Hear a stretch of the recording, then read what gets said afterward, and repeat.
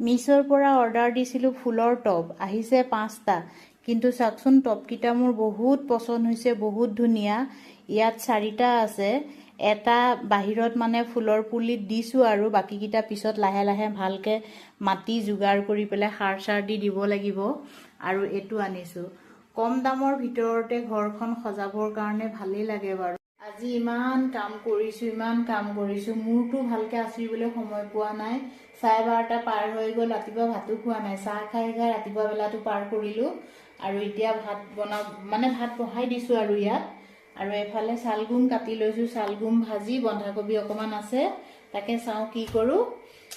আৰু এয়া চাওক, বিলাহী, বন্ধাকবি টুকুৰা এটা আৰু পিঁয়াজ 2টা কাটি লৈছোঁ ধুনীয়া। ফুলকবি আৰু বন্ধাকবি বেলেগ বেলেগকৈ কাটিছিলোঁ, বেলেগ বেলেগকৈ ভাজিম বুলি।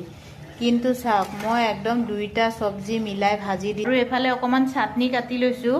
এই দীপৰ বিলৰ পৰা অনা জলকীয়া, চাওক একদম ক'লা ক'লা বোলে, জাল বহুত হ'ব। বেপাৰীটোৱে কৈছে জ্বলা বহুত হ'ব, বাইদেউ লৈ যাওক। সেইকাৰণে লৈ আহিছোঁ আৰু এতিয়া চাটনিত দিম।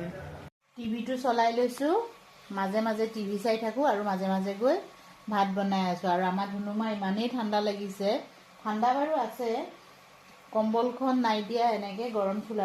আজি ইমান ভোক লাগিছে, যিহেতু ৰাতিপুৱাৰ পৰা একো খোৱা নাই, সেইকাৰণে ধুনীয়াকৈ ভাতকেইটা বাঢ়ি লৈছোঁ আৰু এইফালে টিভিটো চলাই লৈছোঁ। তাৰক মেহতা কা উল্টা চশমা মই চাই বহুত ভাল পাওঁ, মানে সেইখনৰ বাদে বেলেগ মোৰ ভালেই নালাগে বাৰু। যিয়ে নহওক, এতিয়া ভাতকেইটা খাই লওঁ, পেটত একদম পূৰা নিগনি দৌৰি আছে মোৰ, জানেনে।